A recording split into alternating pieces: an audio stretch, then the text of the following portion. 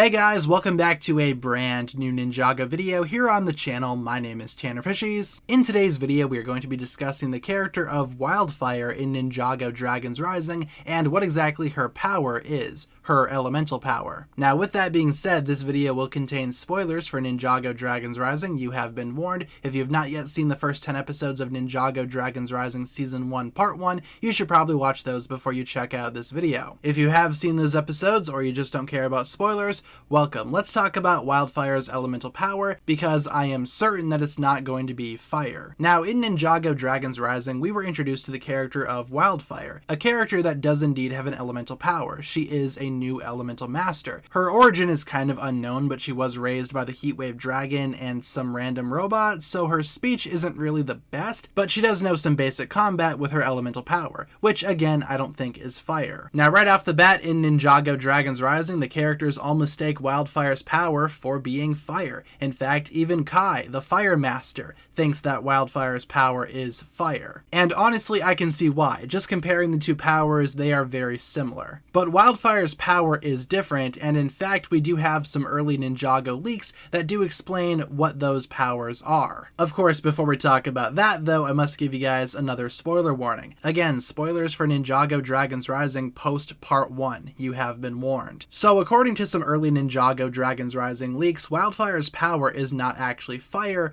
but it's actually heat. As explained by the Ninjago wiki, you can pause and read if you want, but essentially Wyldfyre, like Sora, has a brand new elemental power. That is not one that we've previously seen. Even though Wyldfyre's heat power may be relatively similar to Kai's fire power, they are two separate elemental powers at the end of the day. Again, that's based on some early Ninjago Dragons Rising leaks. It is possible that her power could still be fire, but again, considering the fact that it is different than fire, I think it's an entirely different element. So why make them that similar? Why have two powers that are that similar in terms of their style and of course their element? Fire and heat are very, very similar powers, but then again, powers like water and ice are also rather similar, with ice just being a solidified form of water. So if water and ice can coexist, why not fire and heat? Even though those powers may be relatively similar, even so much so that the characters in the show are mistaken that Wyldfyre's power is fire, I think it is an important distinction, and I feel like Dragons Rising will go on to explain how heat is different from fire as the series progresses.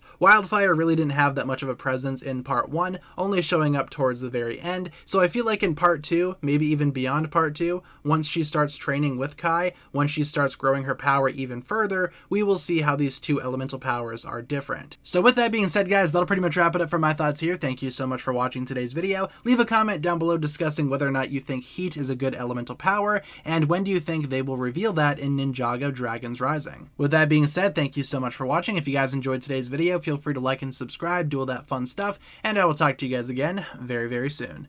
Peace.